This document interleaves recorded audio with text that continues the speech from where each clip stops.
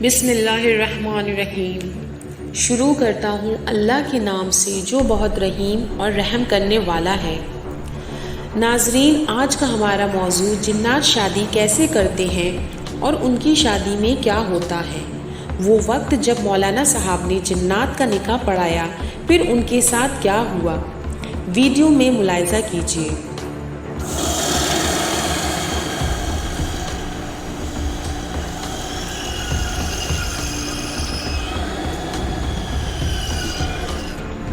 اللہ تعالیٰ نے دنیا میں ہر طرح کی مخلوقات کو پیدا فرمایا ہے، جس میں انسان، جنات، حیوان اور فرشتے شامل ہیں، اور اللہ نے انہی میں سے ان کے جوڑے بھی پیدا فرمائے ہیں۔ اس دنیا میں ان اشیاء کے بھی جوڑے موجود ہیں جنہیں انسان نہیں جانتا یا نہیں دیکھ سکتا، اور ان کا اس مخلوق سے کوئی تعلق نہیں ہے۔ آج ہم آپ کو اس خبر میں جنات کی شادی سے متعلق دلچسپ باتیں اور ایک حقیقی واقعہ بتائیں گے، جسے جان کر کسی کے بھی رونگٹے کھڑے ہو جائیں گے۔ کچھ لوگوں کا خیال ہے کہ جنات شادی نہیں کرتے، لیکن قرآن کی دلیل سے یہ بات ثابت ہے کہ جنات بھی شادی کرتے ہیں اور بچوں کو پیدا بھی کرتے ہیں، مگر یہ جنات کے بچوں کو جنم دینے کا عمل انسانوں سے مختلف ہوتا ہے، کیونکہ جنات انسانوں کی طرح مادی وجود نہیں رکھتے۔ مگر یہاں پر سوال پیدا ہوتا ہے کہ جنات کی شادی کیسے ہوتی ہے؟ کیا جنات کی شادی بھی انسانوں کی طرح ہوتی ہے؟ ان کی شادی میں نکاح پڑھایا جاتا ہے۔ یہ بات سچ ہے کہ جنات بھی شادی کرتے ہیں، اور ان کی شادی بھی انسانوں کی طرح ہوتی ہے۔ جس طرح انسان کی شادی میں ڈھول بجانا، رسمیں سب ہوتا ہے، بالکل جنات بھی کرتے ہیں۔ حتیٰ ان کی شادی میں سب سے زیادہ کھانے پینے کا اہتمام کیا جاتا ہے۔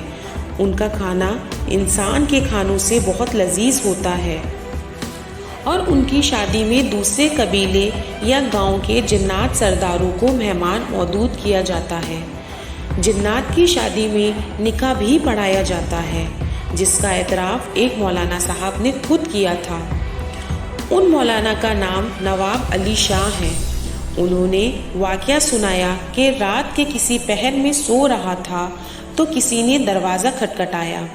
میری عادت تھی، میں جتنی گہری نیند میں ہوتا ہوں، اگر دروازے پہ ذرا سی دستک ہوتی ہے تو میری آنکھ فوراً کھل جاتی تھی، اور یہ وجہ تھی کہ میں اٹھ گیا۔ دروازہ کھولا تو دو اجنبی نوجوان میرے سامنے کھڑے تھے۔ میں نے ان دونوں کو نہیں پہچانا اور پوچھا کہ کیا کام ہے۔ اس پر انہوں نے کہا، مولانا صاحب، ہمارے یہاں شادی ہے، اسی لیے ہم آپ کو نکاح پڑھانے کے غرض سے لینے آئے ہیں۔ میں نے کہا، مجھے معاف کیجیے، میں آپ کو نہیں جانتا اور نہ ہی آپ کو پہچانتا ہوں کہ آپ کہاں سے آئے ہیں۔ انہوں نے کہا، ہم پڑوس والے گاؤں سے آئے ہیں۔ ان میں سے ایک شخص نے بتایا اس کا نام جھنجار ہے۔ مولا صاحب نے دل میں سوچا، کافی عجیب نام ہے۔ تھوڑی دیر بعد وہ ان کے ساتھ چل دیے۔ وہ دونوں میرے آگے چل رہے تھے اور میں ان کے پیچھے چل رہا تھا۔ آخر کار ہم اس گاؤں کے میدان میں پہنچے جہاں شامیانہ سجا ہوا تھا۔ وہاں خوب رونق اور چہل پہل تھی، روشنی کا بھی اچھا انتظام تھا۔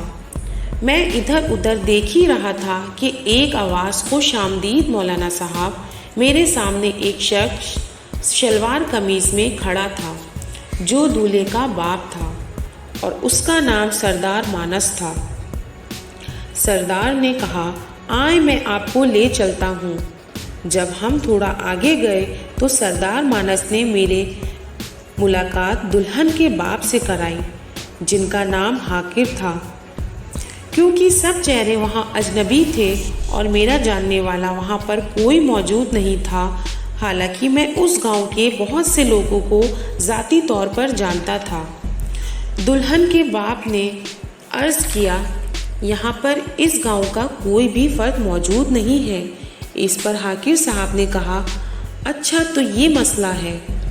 حاکر صاحب نے ایک لڑکے کو آواز دی اور قریب آنے پر اس لڑکے کو کچھ کہا۔ مولانا صاحب نے کہا، اس کے تھوڑی دیر بعد میں نے نذر صاحب کو اپنی طرف آتے ہوئے دیکھا جو اس گاؤں میں دکاندار تھے۔ اس کے بعد اور بھی جاننے والے مجھے شادی میں نظر آنے لگے۔ یہ دیکھ کر مجھے اطمینان ہوا۔ میں نے نذر صاحب سے پوچھا، آپ کی دکانداری کیسی چل رہی ہے؟ تو انہوں نے چونکتے ہوئے جواب دیا، اچھی چل رہی ہے۔ اسی میں دلہن کے والد نے کہا، مولوی صاحب آئیے اور نکاح پڑھائیے، دیر ہو رہی ہے۔ میں نے جا کر ان کا نکاح پڑھایا۔ انہوں نے مجھے مٹھائی اور پیسے بھی دیے۔ بعد میں مجھے کھانا بھی کھلایا جو بے حد لذیذ تھا۔ اس کے بعد آفت اور جھنجھٹ جو مجھے یہاں لائے تھے انہوں نے مجھے گھر چھوڑ دیا۔